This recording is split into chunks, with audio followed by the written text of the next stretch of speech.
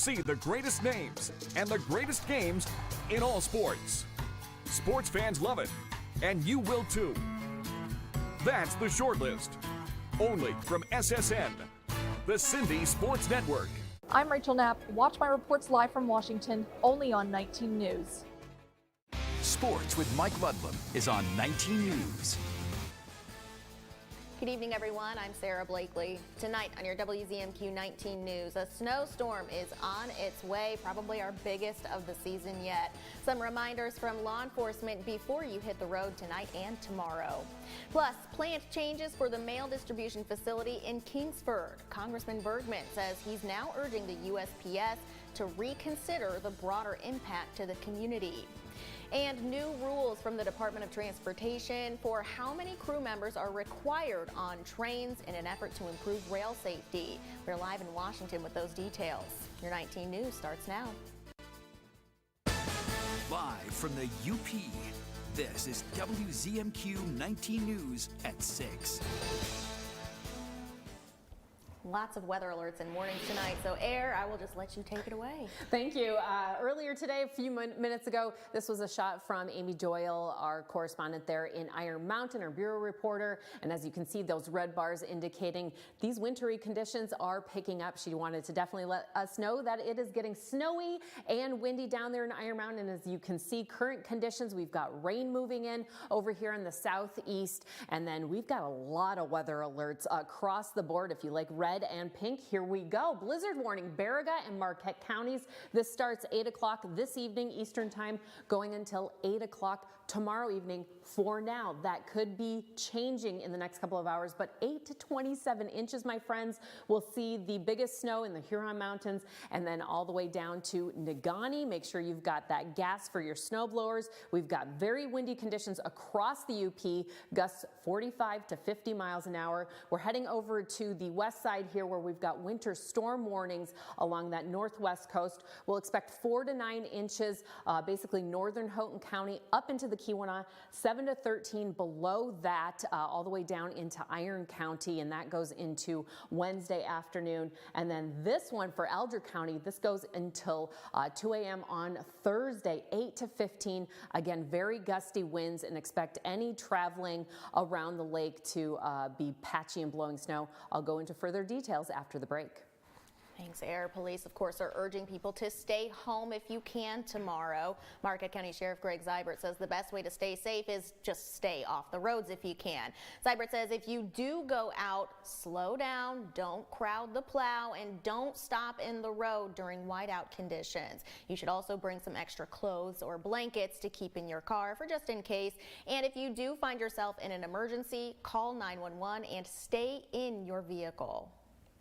The authorities know that you are involved in an accident or you're off the road and you need some assistance, and there may be a little bit of a wait, you know, because there are a lot of things going on in a storm like that, but eventually they will get out to you. Zybert says there will be additional officers on patrol tomorrow to help motorists who might find themselves in trouble.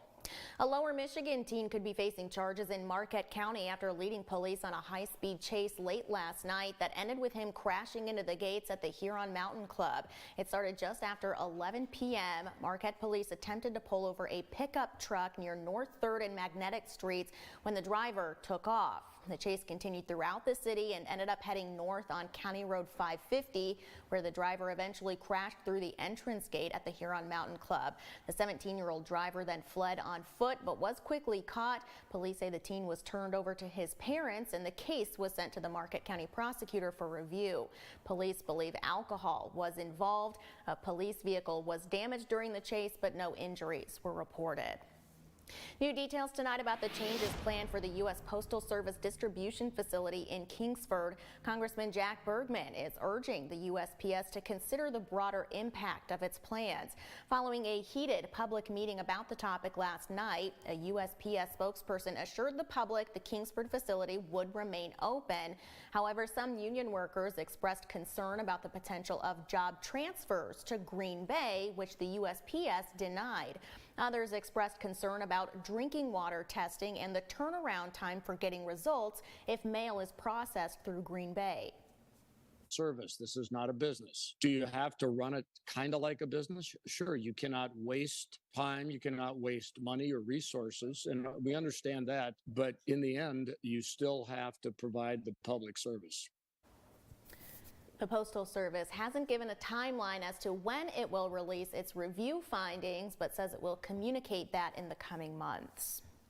A little more than a year ago, a Norfolk Southern train carrying hazardous materials derailed on the Ohio-Pennsylvania border. Since then, the Department of Transportation has been working to improve rail safety across the country, and today, the DOT unveiled its latest safety changes. Our Washington, D.C. correspondent Rachel Knapp explains those changes. Rachel, good evening. Good evening, Sarah. Secretary Pete Buttigieg says some of these trains traveling across the U.S. can be as long as 3 miles long. He says sometimes there's only one crew member aboard operating that train. So to ensure that there's enough help on board, they're changing a new rule on how many crew members there should be for these trains. Last year, I visited East Palestine in Ohio to meet community members and see the site of that Norfolk Southern derailment firsthand. The Norfolk Southern train derailment in East Palestine caused chaos in local communities in Pennsylvania and Ohio for weeks. It prompted evacuations, caused concerns on the health and safety of community members, the environment, and first responders following that crash. In an effort to improve rail safety, the DOT announced rule changes on train crew sizes, now requiring at least a second crew member on freight and passenger trains. A second crew member is vital to performing safety functions like securing a train with handbrakes, handling track switches that are not remotely controlled, obtaining track authorities, assisting in emergencies, and much more. The Association of American Railroads is pushing back on the new rule, calling it an unfounded and unnecessary regulation that has no proven connection to rail safety. But supporters of the new rule say otherwise. For the Rail Association people, the lobbyists, who it hasn't dawned on yet that a two-person crew is safer, I would urge them to get out from behind their laptops and ride on the head end of a train in the cab of a locomotive. The work that a two-person crew performs is critical. I did it for 18 years in the cab of a locomotive before I came to Washington. I know it's safer. Secretary Pete Buttigieg says this won't solve all train-related issues, but it's a start. So we're going to keep pushing together on what we know that we can achieve from within this building. We're going to keep pushing industry to make the changes that they could make today if they were willing. And we are going to keep pressing Congress to pass the Railway Safety Act. The Railway Safety Act, that legislation the Secretary just mentioned, it's sponsored by sponsored by bipartisan members. It aims to help improve rail safety while also holding some of these rail companies accountable. But so far, Sarah, that legislation has been stalled in Congress. Sarah, back to you. All right, Rachel, thank you very much. Your first warning weather forecast is coming up after this break, plus the importance of proper eyewear for Monday's solar eclipse. Experts say there's an easy way to spot a counterfeit. We're back after this.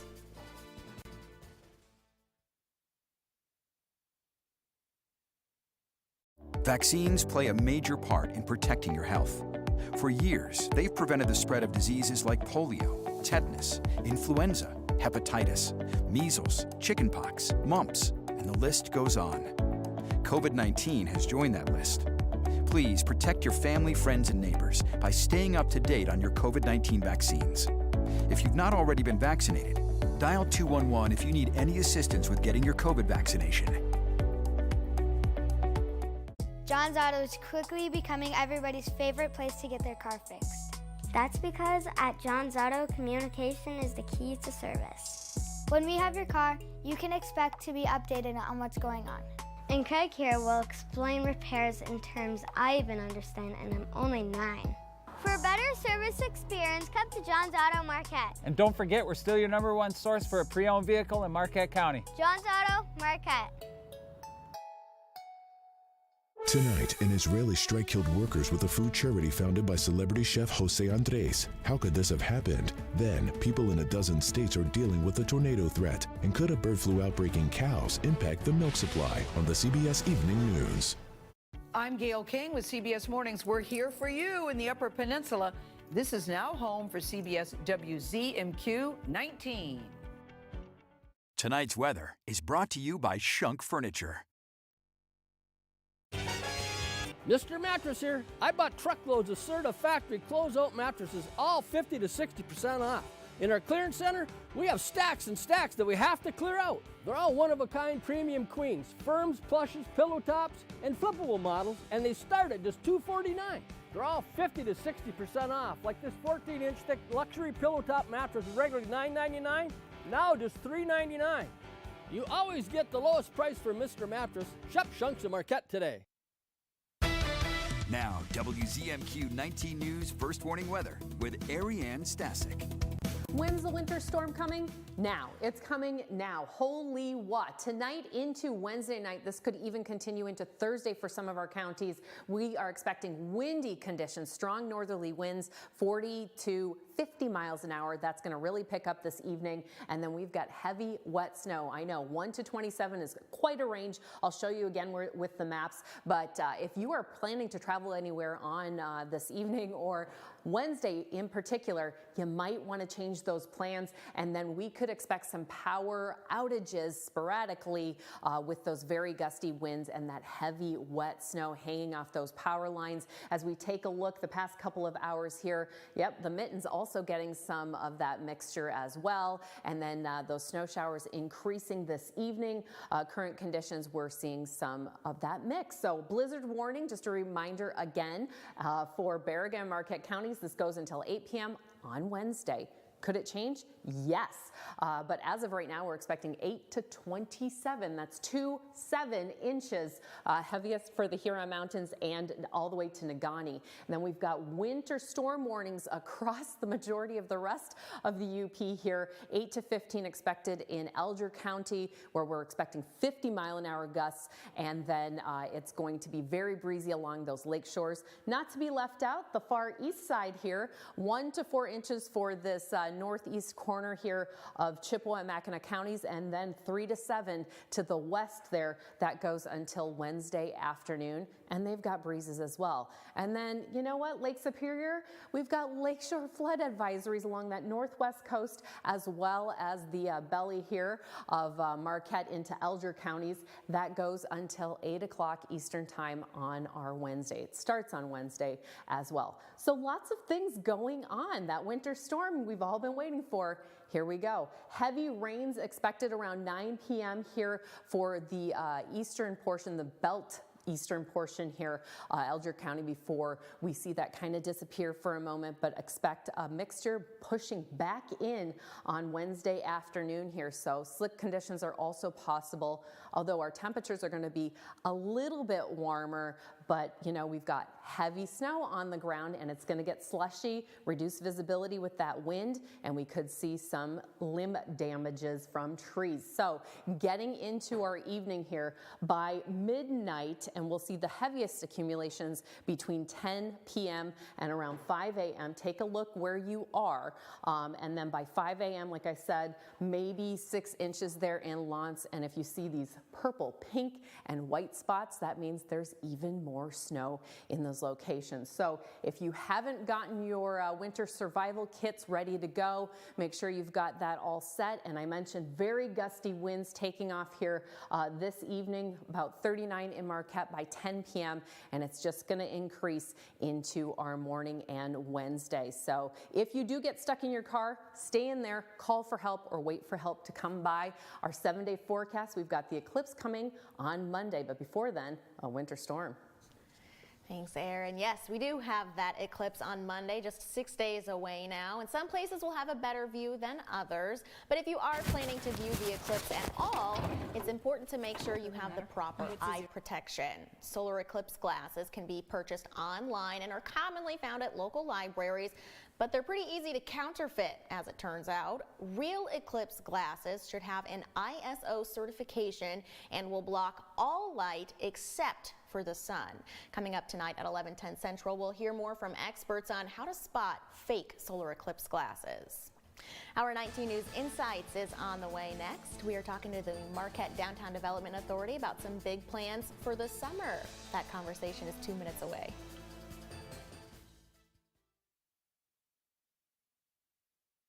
With the final season of Young Sheldon coming to an end. What are we waiting for? I guess nothing. Every new episode is something to celebrate. Let's plan a wedding. Does that mean I have to be the best man? No, Sheldon. But I am the best, and I am a man. Okay, I'll do it. Everyone comes together. I want you to have the wedding that you want. Which would be the wedding that you want. Or do we want the same thing? With surprises to the very end. Amen. Amen indeed.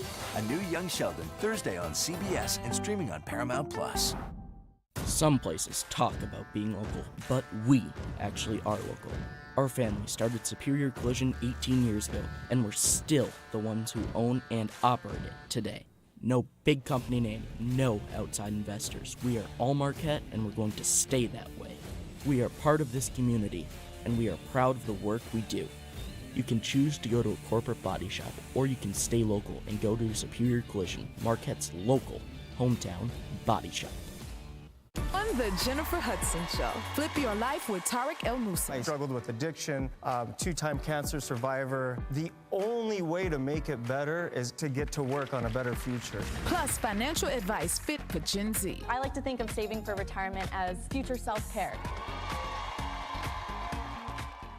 The Jennifer Hudson Show, tomorrow at 5 on WZMQ TV CBS, followed by 19 News at 6. In a sketch against time. Hangman, Handyman. Handyman, Stick figures. This is a judgment-free zone, but this is a terrible hand. And this is just a stick figure, but it doesn't matter. It got the job done. Will do just fine. Pictionary, weekdays at 9 on WZMQ CBS. I'm Nora O'Donnell, and this is the new home for CBS News in the Upper Peninsula. We'll be looking for you right here on WZMQ 19. You're watching the award-winning WZMQ 19 News, live and local, with Sarah Blakely.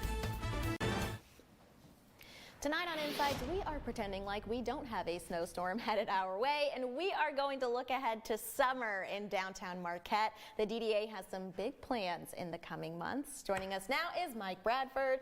I'm really excited that we're just going to pretend like we're ignoring tomorrow and looking ahead to summer. I ignored that entire forecast you guys just did. Just because we just mentally sometimes have to block it out. But summer is just a couple of months away now, and there's a lot already coming up. So let's start in May. Yeah, starting in May, I mean, there's a Saturday morning farmers market. It comes back on Saturday, May 18th at 9 a.m. And yeah, ignoring all spring snowy flurries and blizzards, I'm very excited for that to start. Yeah, and the farmers market is kind of celebrating a milestone this summer as well. 25 years, if you can believe it. It's got a great history, and it only keeps growing. I mean, it's busting at the seams at the Commons. Yeah, and of course, the Wednesday market is also growing as well, but that starts a little later than the Saturday market. Yeah, June 19th, actually, Wednesday nights from 5 to 8 p.m. It's coming back to the 100 block right outside you guys' office for its second year. Last year was incredible, way bigger than we expected, and so we have to bring it back. Yeah, so for people who are maybe interested in becoming a vendor at the farmers market, either Saturday or Wednesday or both,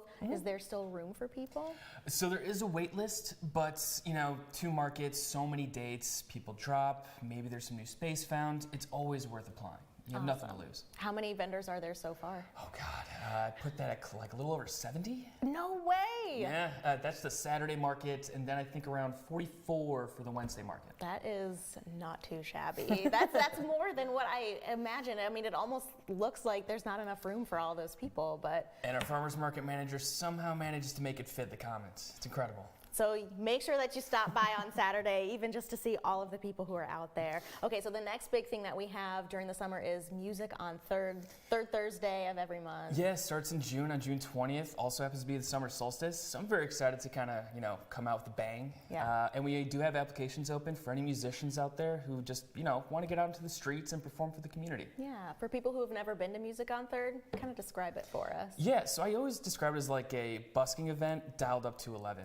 You have so many street performers right on the streets of Third at multiple venues and businesses, free to attend. and it's easily walkable. And hopefully the weather's nice because it's all outside. Yes, I remember last summer there were a couple of dates, I think, that it like rained out. And... Yeah, anybody who plans events knows that there's one thing you can't change, and that's the weather. Oh, we know. Like tomorrow, for example. Yep.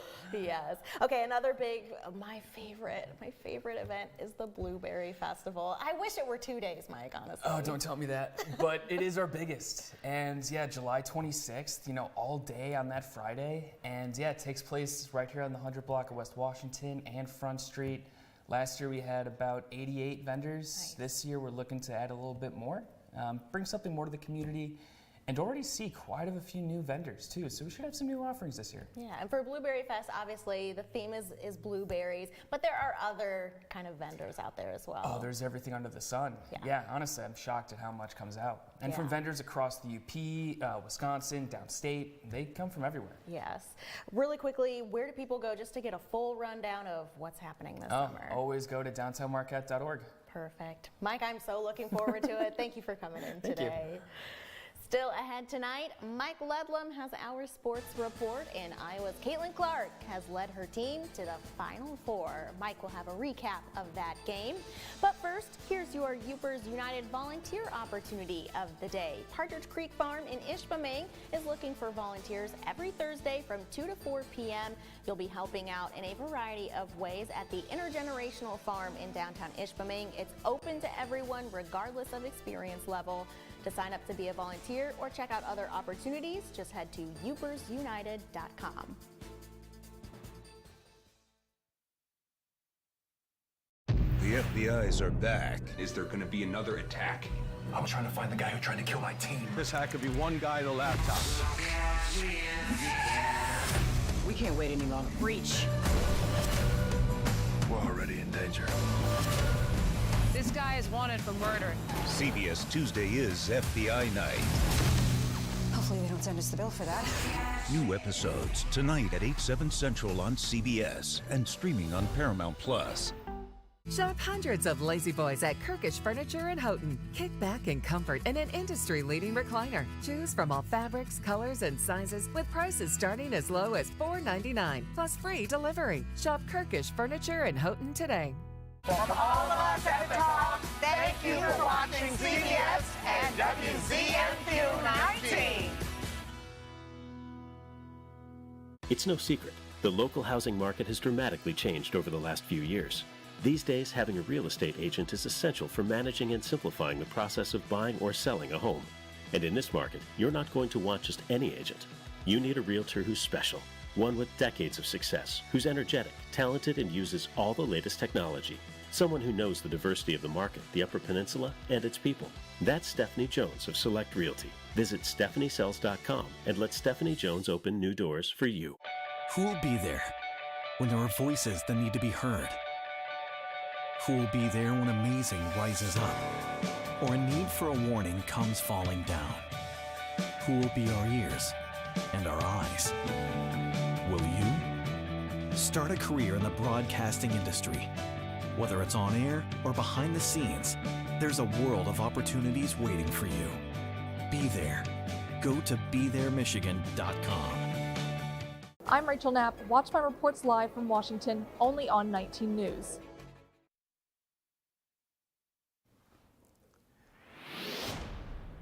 Good evening, everyone. Michigan Tech freshman forward Isaac Gordon has been named the CCHA Rookie of the Month for March. It's the second time this season Gordon has received this honor. Gordon faced all CCHA rookies with 8 points in March, scoring 3 goals and adding 5 assists in 7 games. He helped the Huskies win their first Mason Cup championship and their 3rd consecutive NCAA tournament appearance, posting 1 power play tally in the process.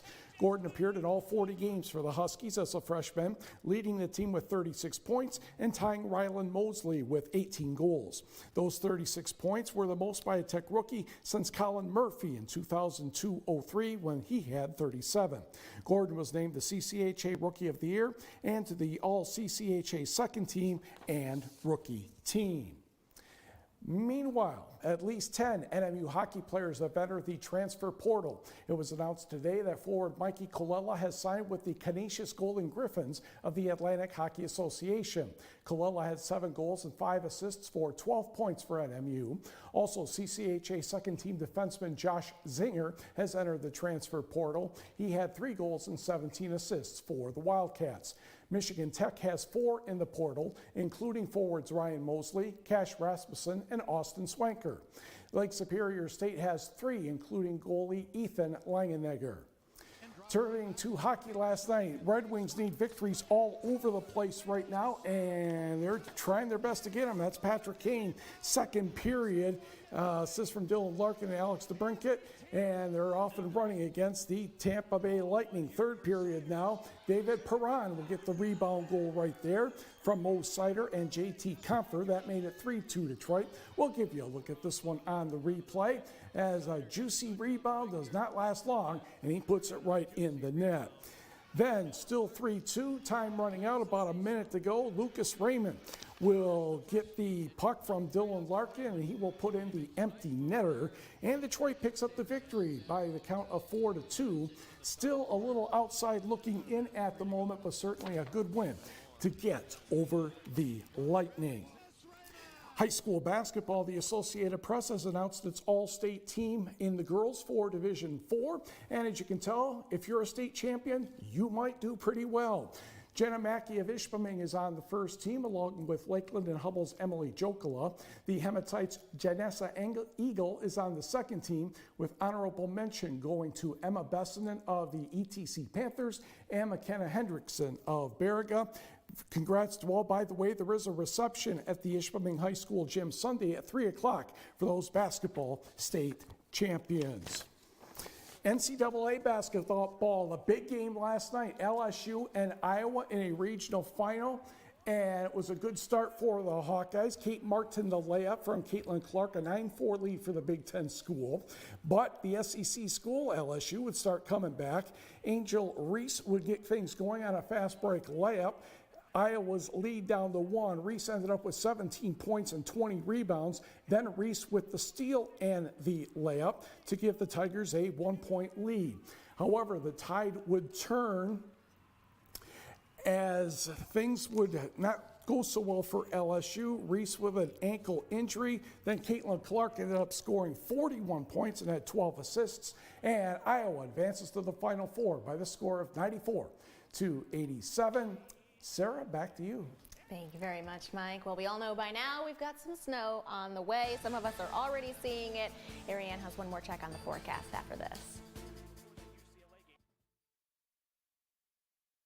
This is your team. So we've got a couple of things on our list to cover today. Preparing to bring you the news. It's live, it's local, and it's all about you. Amy's going to be meeting with the union president for giving you the information edge. But I'm hoping to film that package tonight. Sharing what's ahead, helping you prepare for weather changes. We've got cold temperatures, wind. A fresh, trusted approach to news. Good evening, everyone. 19 News, weeknights at 6 and 11.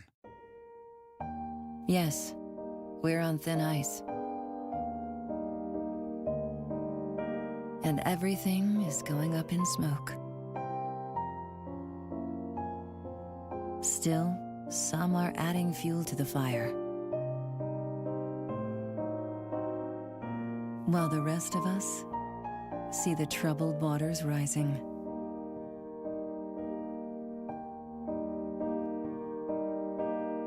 Our planet is under the weather. But when the going gets tough, the tough get, well, you know. Because in the heat of this moment, we're not about to lose our cool. Love it or lose it.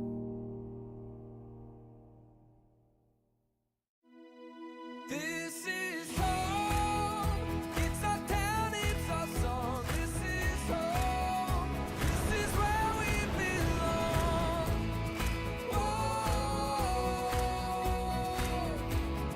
Whoa, this is home.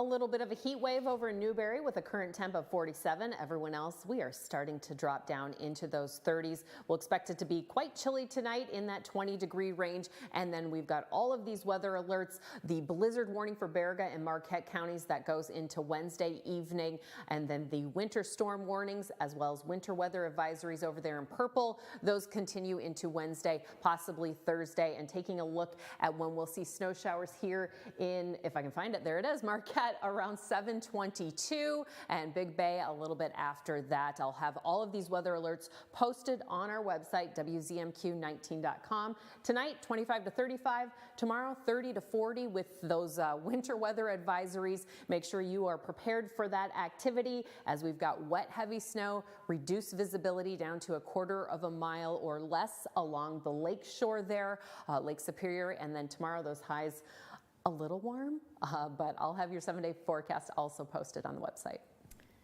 Thanks, Air. I just want to let you guys know we just got an alert from the Mackinac Bridge. It is closed to high-profile vehicles, including loaded pickup trucks. So if you are headed out east, just be aware to make sure you check on the conditions at the bridge. We'll see you at 11.